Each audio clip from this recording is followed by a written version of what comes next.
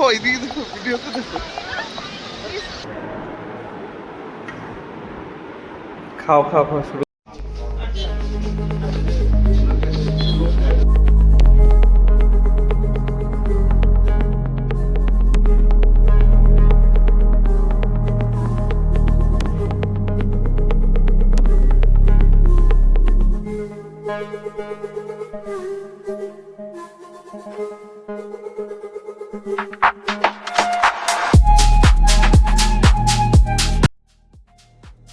Hi guys, welcome to our channel.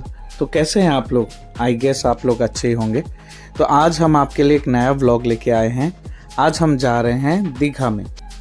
Digha one of the most visited places from Kolkata है। और आज हम एक ऐसा व्लॉग लेके आए हैं जिसमें आपको सी फेसिंग होटल्स के बारे में हम बताएंगे। और ये थोड़ा यूनिक भी होने वाला है क्योंकि हम जो ट्रेडिशनल ट्रांसपोर्ट है उससे हम नहीं जाएंगे। हम आज लोकल ट्रेन से जाने वाले हैं। तो सुबह सुबह हम स्टार्ट कर लिए थे हमारा जर्नी हावड़ा से, और हमने लोकल ट्रेन लिया था मेचेदा तक, और मेचेदा से फिर हमने दीघा के लिए दूसरा लोकल ट्रेन लिया था। अब आप लोग बोल सकते हैं कि आपने बस या फिर नॉर्मल एक्सप्रेस ट्रेन क्यों नहीं लिया, क्योंकि तभी ईद का टाइम था और सारे जो भी ट्रांसपोर्ट थे सब ऑलमोस्ट बुक्ड थे। तो यही एक ऑल्टरनेट था हमारे लिए। हावड़ा से दीघा का फेयर जस्ट 45 रुपीज़ है, और ये जो हम इंटरचेंज कर रहे हैं वो भी इस पे कंसिडर होता है, तो कोई दिक्कत नहीं। वैसे मोड ऑफ ट्रांसपोर्ट कुछ भी हो, अगर आपके पास अच्छे दोस्त हो या फिर अच्छा आपको कंपनी मिलता है तो कोई सा भी आप मोड ऑफ ट्रांसपोर्ट लीजिए, सफ़र आपका अच्छा ही होगा। The journey matters, not the mode of transport. 5 से 6 घंटा ट्रैवल करने के बाद हम फाइनली दीघा स्टेशन पहुंच गए थे। और ये जो जर्नी था बहुत ज़्यादा मज़े वाला था। हमने बहुत सारा नाश्ता किया वहाँ पे ट्रेन में, और फिर हम उधर से होटल को चले गए थे। इस बार के स्टे के लिए हमने न्यू दीघा का होटल रानी कुठी हमने डिसाइड किया था। वहाँ पे सी फेसिंग बहुत सारे होटल्स आपको एक लाइन में मिलेंगे, बट ये सबसे हमको चीपेस्ट में मिला था और ये सबसे टॉप फ्लोर में था। इसका पर डे का प्राइस हमें 2500 करके आया था। वैसे न्यू दीघा में आपको 2500 से लेके आपको 5000 रुपीज़ पर डे के हिसाब से भी आपको होटल मिलेंगे, तो हमको यही सबसे बेस्ट सूटेबल लगा था। रूम में चेक इन करने के बाद हम फटाफट से थोड़ा फ्रेशन अप हो गए थे, और फ्रेशन अप होके फिर हम नीचे चले गए थे रेनबो रेस्टोरेंट, जो कि होटल के एकदम बाजू में ही था।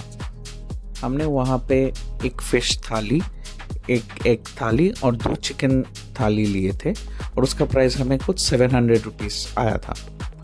मील में आपको दाल, 2 तरह की सब्जी और आलू भाजी के साथ आपको राइस परोसा जाता है। इतना ट्रैवल और इतना हेवी लंच करने के बाद हमने डिसाइड किया कि थोड़ी देर हम रेस्ट करेंगे। रेस्ट करने के बाद हम फिर बीच के लिए थोड़ा टहलने निकल गए थे। शाम के टाइम न्यू दीघा का जो बीच है वो बहुत ज़्यादा सुंदर हो जाता है, और यहाँ पे बहुत ज़्यादा पर्यटक आपको देखने को मिलेंगे। ये अभी लो टाइड का टाइम है शाम के टाइम में, तो जिनको नहाना होता है तो वो नहा भी सकते हैं। यहाँ पे आप सनसेट का भी व्यू देख सकते हैं। यहाँ पे बीच में थोड़ा टाइम स्पेंड करने के बाद हमने फिर सोचा कि थोड़ा हॉर्स राइडिंग भी करते हैं। मुझे पर्सनली हॉर्स राइडिंग बहुत ज़्यादा पसंद है, और क्योंकि हमारे वाइफ ने कभी हॉर्स राइडिंग नहीं किया था तो इस वजह से उनका भी ये पहली बार है, तो उनको भी बहुत अच्छा लगा था। तो ये है शेरा, जो कि बहुत ही ज़्यादा ह्यूज एक हॉर्स है। यहाँ पे आपको हॉर्सेस कम मिलेंगे, और यहाँ पे ज़्यादा आपको डंकी और हॉर्स के जो हाइब्रिड होते हैं वही मिलते हैं। तो यहाँ पे आप देख सकते हैं कि हम शेरा का जो राइड ले रहे हैं। मेरी वाइफ बहुत ज़्यादा डरी हुई है, आप देख सकते हैं।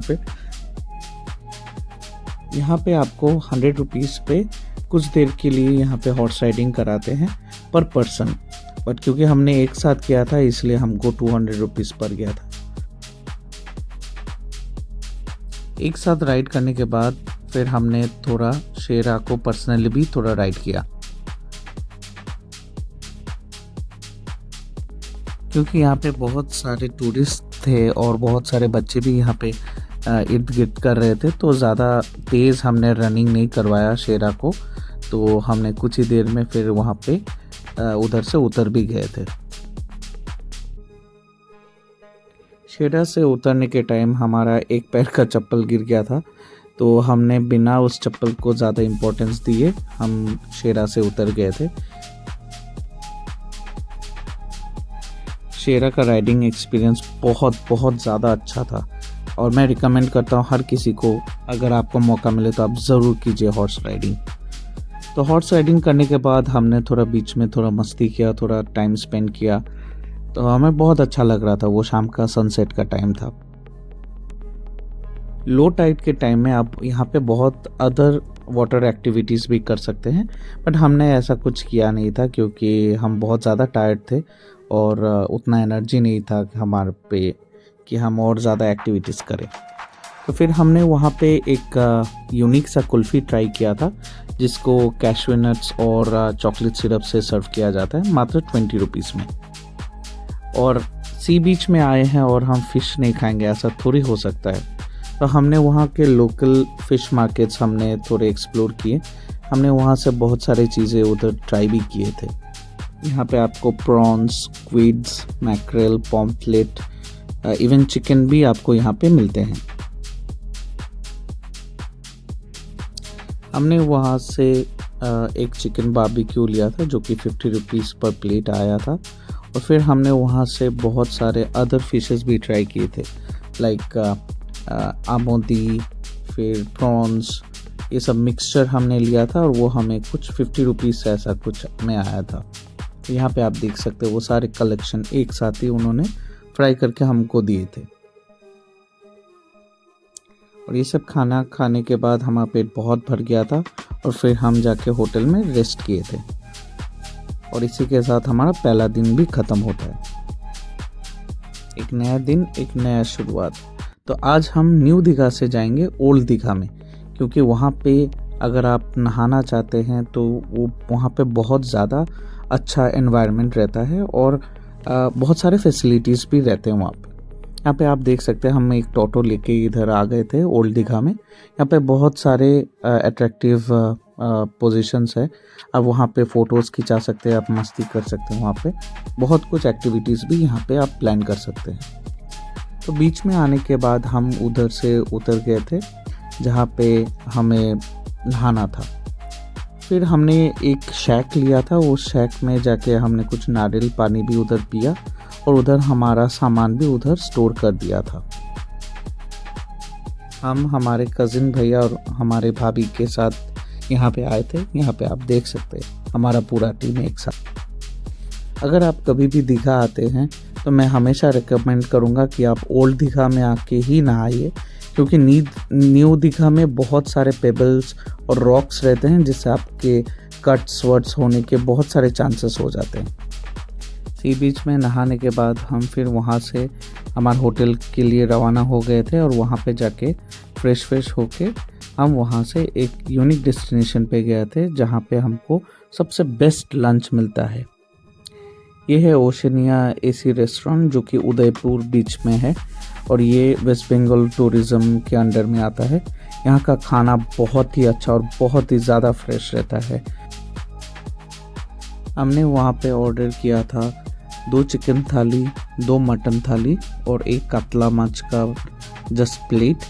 ये सब कुछ आपको 1200 रुपीज़ में मिल गया था। यहाँ पे कॉम्प्लीमेंट्री में आपको पापड़, चटनी, ये सब भी मिलता है आपको। ये है मटन करी, ये है कातला फिश करी, ये है चिकन, ये है मिक्स्ड वेज, ये है दाल। इसके साथ आपको चटनी और पापड़ भी मिलता है। दोपहर का खाना खाने के बाद हम हमारे होटल को चले गए थे।